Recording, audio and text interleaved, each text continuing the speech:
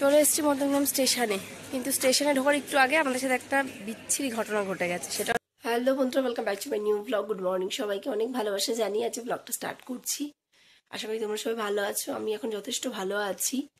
তো এখন বাজে 7টা, তো এখন থেকে ব্লগটা স্টার্ট করছি।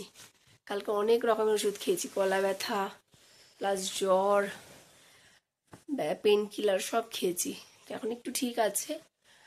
তো ঘুম থেকে উঠেছি ওই 6টা নাগাদ উঠেছি, ভেঙে গেছে ঘুম 5:30 নাগাদ। কিন্তু ওই উঠবো করে করে 6টায় উঠে ফ্রেশ হলাম, ব্রাশ ট্রাশ করে একবার স্নান টান করে নিয়েছি, কমপ্লিট আমার সব কিছু। জাস্ট জামা প্যান্টটা পরলেই হয়ে যায়। এখন 7:05 মতো বাজে। তো তোমাদের দাদা গেছে স্নান করতে, ও আসুক 8টা নাগাদ রেডি হব। কিন্তু সমস্যা হচ্ছে শুনুকে রেখে তুলতে পারছি না, ওর মোটে ঘুমই ভাঙছে না। তো ডাক্তার বলছি গাড়িওয়ালা আসবে বলেছে 9টার মধ্যে। তো তার আগে আমাদের ব্রেকফাস্ট কমপ্লিট করে নিচে লাগেজ পাঠিয়ে দিতে হবে, সেই জন্য তাড়াতাড়ি করছি।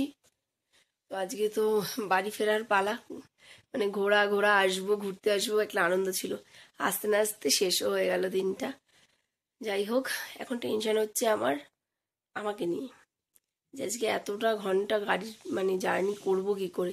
এই 9টা-10টায় গাড়িটা উঠবো, 10টা তো ঠিক না, 9টার মধ্যে উঠতেই হবে। 9টায় উঠবো, বিকেল 6টায় গিয়ে নামবো, প্রায় 12 ঘন্টা গাড়িতে। মানে আমার এত পরিমাণে টেনশন হচ্ছে। আর আমার প্রবলেম হচ্ছে দুদিন ধরে তোমার ওই মানে বমি বমি ভাবটা লাগছে। বমি হচ্ছে না, বাট গা গোলাচ্ছে প্রচণ্ড।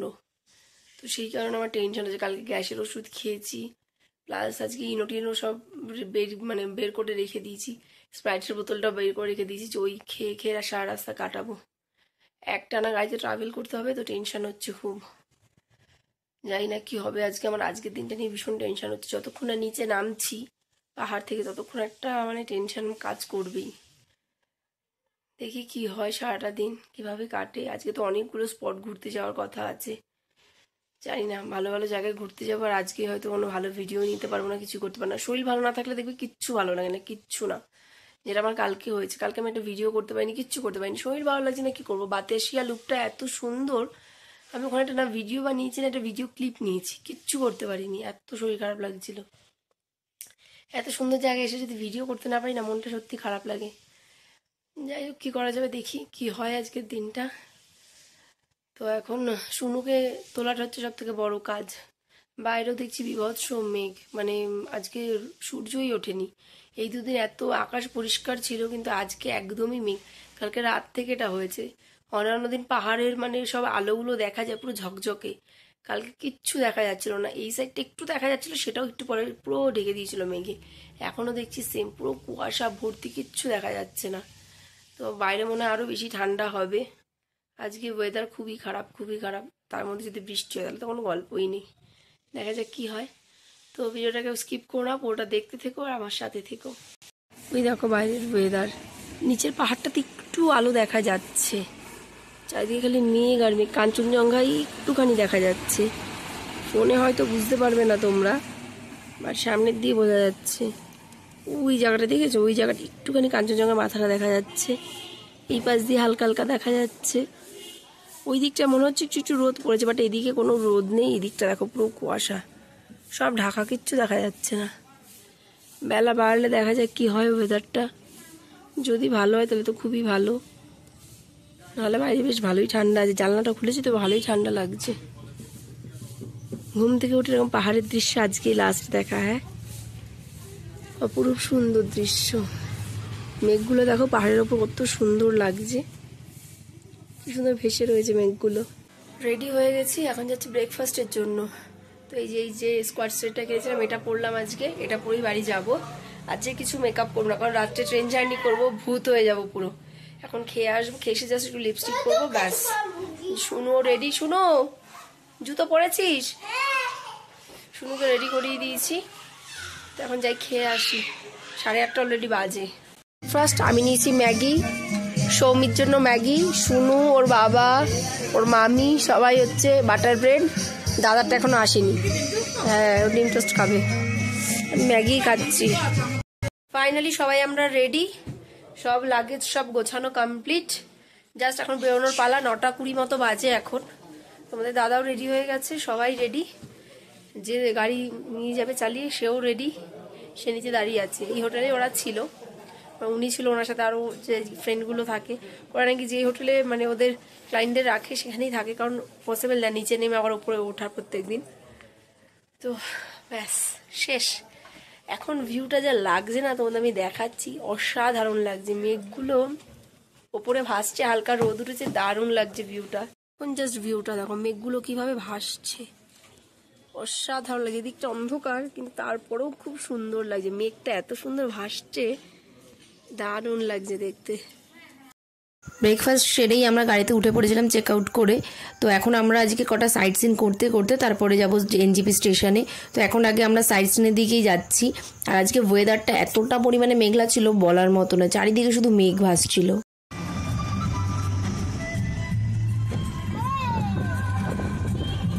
ওয়াও, মানে মেঘটা দেখো পুরো ধোয়ার মতো উঠছে।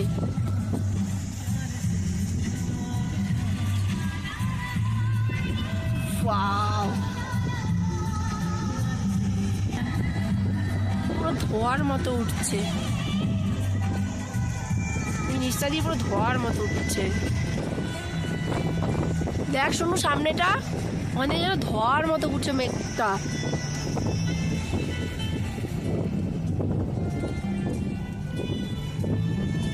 হচ্ছে লেপচা জগৎ পাইন ট্রি, কিভাবে দেখো মেঘগুলো যাচ্ছে পুরো ধোয়ার মতো, কি দারুণ লাগছে। ওপরে দেখ ধোয়ার মতো যাচ্ছে, গাছগুলো জাস্ট দেখো। কি করবে, ঢুকবে না? হ্যাঁ ঢুকবো। এইটা কত উঁচুতে গাছগুলো। এখন এসছি সীমানা ভিউতে, দেখো মেঘ কিভাবে যাচ্ছে। এগুলো দুয়া না, আজকে একটুখানি মানে ওয়েদারটা ভালো না, মেঘলা মেঘলা। ওই জায়গাটা দেখো একটুখানি রোদ, সব জায়গায় আবার পুরো মেঘ। ওই জায়গাটায় গিয়ে ছবি তুলতে পারলো, কিন্তু কষ্ট হয়ে যাবে উঠতে ওই জায়গাটায়। জলের বোতল আনিনি, ওটা ব্যাগে আছে। চারিদিকে খালি ধোয়া আর ধোয়া। ওই জায়গাটা দেখতে ভালো লাগছে, কিন্তু অনেকটা উঁচু, কারোর কষ্ট মানে এনার্জি নেই হেঁটে যাওয়ার অতটা। শুনো একটুখানি কষ্ট হচ্ছে, যেন ও বসে রয়েছে, ওর দোষে খালি দৌড়ায় খালি দৌড়ায়। এই জন্য বলি দৌড়াস না, ওর ইয়ে হচ্ছে মানে কিছুক্ষণ পরে এরকম বেশি হাঁটলে ওর এই জায়গাটা ব্যথা করছে, শ্বাসকষ্টের মতো হচ্ছে। হ্যাঁ, আর এই যে গাড়ির হাওয়াটা লাগছে, বলছি কাজটা দে, শুনছে না কথা। তাই এখন বাবার দোষ। শ্রী গোপালধারার টি গার্ডেন, চারিদিকে দেখো কি সুন্দর করে ঢালু ঢালু করে চা বাগানগুলো সাজানো, দারুণ লাগছে দেখতে। শরীরটা খুব খারাপ লাগছে, গাড়িতে আর জার্নি করতে পারছি না, ভমিটিং এর ভাব হচ্ছে খালি, ভালো লাগছে না। এখন মনে হচ্ছে কতক্ষণে খালি স্টেশন পৌঁছাবো। ভেতরে এখানে 2-3টে দোকান আছে, এর থেকে বেশি আর যেতে দিচ্ছে না। আগে সব নষ্ট করতো না ঢুকে গিয়ে, হ্যাঁ সব ঢুকে ছেড়ে এই করে ওই করে, এটা একটা ব্যবসার জিনিস, ওই জন্য এখনো ঢুকতে দেয় না, ওই কারণেই।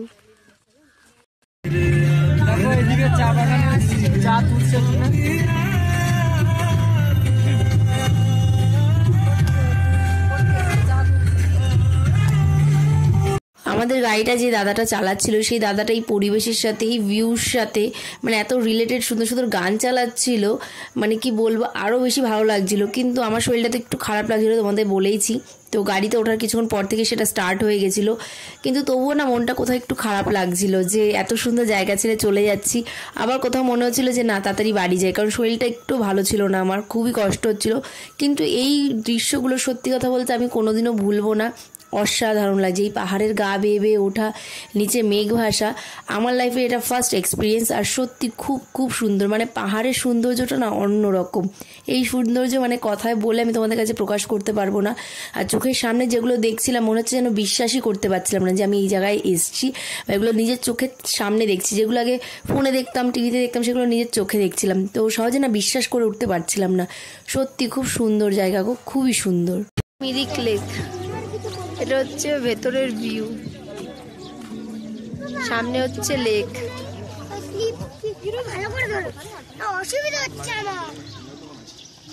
চারিদিকে পুরো পার্ক টাইপের সাজানো গোছানো।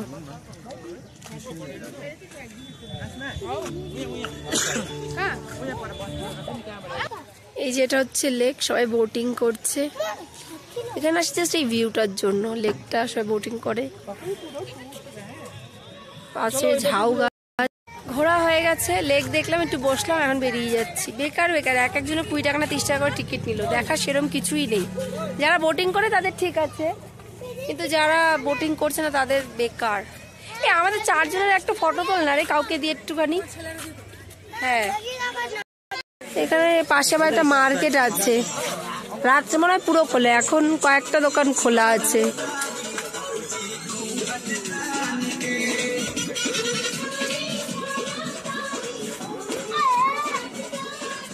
কি নেবো, আমার কিছু নেই, সবই আছে। এই দোকানগুলোর দিকে একটু নজর যায় ঠিকই, আর এখন নজর গিয়ে লাভ নেই। চল, যাচ্ছি তো নাকি। একটা পার্ক আছে, এখানে ঢুকলাম। দেখো দাদার মেয়ে গান করছে, কি দোলনা চড়ছে। বাবা, হাততালি হাততালি হাততালি।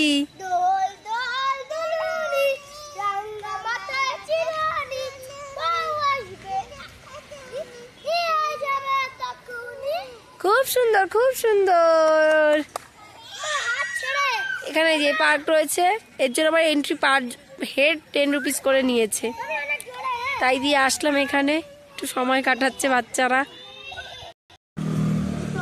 ফলের দোকানে দাঁড়িয়েছি, জুস নেওয়া হচ্ছে। ফ্রেশ ফ্রুটের জুস করে দিচ্ছে এখানে। শুনে নিয়েছে অরেঞ্জ জুস। আলতু আলতু খাবার খাওয়ার থেকে ভালো এটাই খাওয়া, কারণ এখনো 3 ঘন্টা লাগবে নামতে। ওই কারণে বললাম আলতু আলতু জিনিস খানা। ও তো বাচ্চা মানুষ, অত বায়না করবেই, বুঝছে না। বললাম তাহলে জুস খা, কাজে দেবে।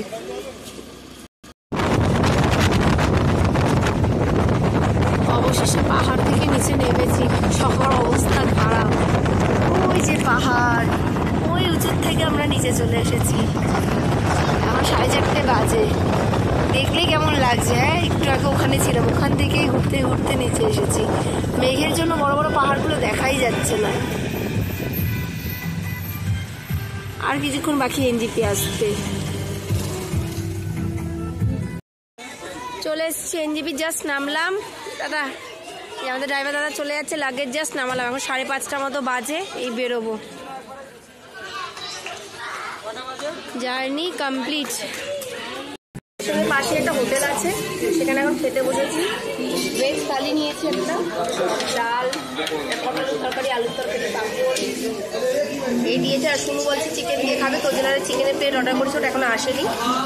চিকেন দিয়ে খাইয়ে দেবো। আমি প্লেন ভেজ থালি খাচ্ছি। ট্রেনে উঠে পড়েছি। আজকেও আমাদের সব সিট মিডিল, দুটো মিডিল, দুটো আপার, একটা সাইড লোয়ার। ওই যে ওখানে সাইড লোয়ার ওরা বসা, ওই যে শুনু, ওখানে তোমাদের দাদা নিচে রয়েছে এপাশে, আর আমি উঠে পড়েছি ওপরে। এসি তো আর একদম দেখো মাথার উপরেই এসি। ব্ল্যাঙ্কেট দিয়েছে একটা, রয়েছে বালিশ। ভীষণ টায়ার্ড লাগছে। 8:10 বাজে এখন। একটু শোবো, এখন তো খাবো না। আর ভাত খেয়েছি, পেট পুরো ভরা, যাই না কখন খাবো। তো ভালো একটু শুয়ে পড়ি, ভালো লাগছে না। যখন খিদে পাবে তখন খাবো। রাতের খাবারের জন্য নেওয়া হয়েছে রুটি আর হচ্ছে চানা মশলা। আর আমার বৌদির জন্য নেওয়া হয়েছে একটা বিরিয়ানি। আমি আর বিরিয়ানি খাবো না, আমার শরীরটা ভালো লাগছে না।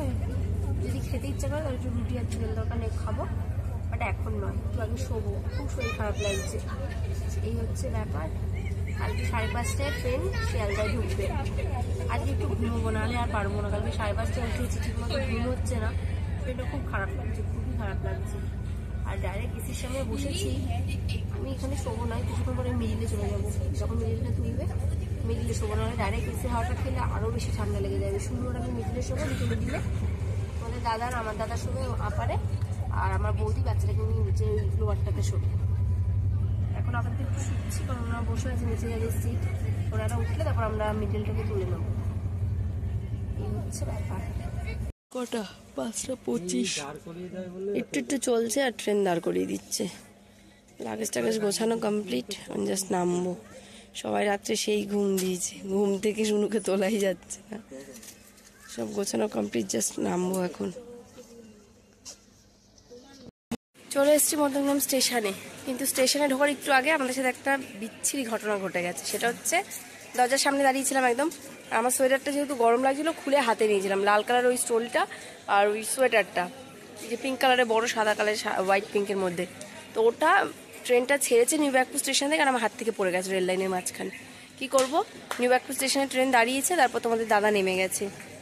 তো ও আবার ওই সোয়েটারটা তুলে নিয়ে এখন দাঁড়িয়ে আছে, ট্রেন আসবে নিউ ব্যারাকপুর থেকে, তারপর আবার মধ্যমগ্রামে আসবে। আমি মধ্যমগ্রামে লাগেজ নামিয়ে দাঁড়িয়ে আছি। আমি লাল লাগেজটা নামিয়েছি, আর ইয়েলো কালারের লাগেজটাকে বলেছে একটা সামনে দাদা ছিল যে একটু নামিয়ে দিন, উনি নামিয়ে দিয়েছে, শুনু আর আমি নেমে গেছি। এখন ওই ট্রেন কখন আসবে, তারপরে তোমাদের দাদা আসবে, তারপর বাড়ি যাব, নাহলে চলে যেতাম। 6:45 অলরেডি বাজে। এই একটা বিচ্ছিরি ঘটনা ঘটে গেলে এখন কী করা যাবে, এখন ওয়েট করছি তোমাদের দাদার জন্য। ও আসলে তারপর একসাথে যাব। এখন ট্রেন কখন দেবে সেটাও জানি না, কতক্ষণ ওয়েট করতে হবে ভগবানই জানে। চলে এসেছি বাড়ি, এখন বাজে হচ্ছে 8:15। আমরা ঢুকেছি তখন কটা বাজে, 7:45 মতো বাজে। চেঞ্জ করলাম, করে এই যে জামা কাপড় সব নামাচ্ছি আস্তে আস্তে।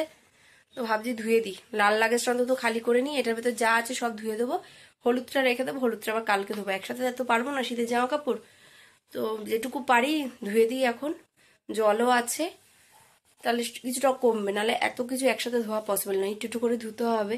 আর জিনিসপত্র মানে না ধুলে না আমার টেনশন থাকবে, এই ধুতে হবে ধুতে হবে, তার থেকে যতটুকু ধুয়ে ফেলবো ক্লিয়ার করবো, আমার নিজেরই শান্তি। তো এখন আর শোবো না, তোমাদের দাদা শুয়ে পড়েছে, ও এসে স্নান টান করে শুলো।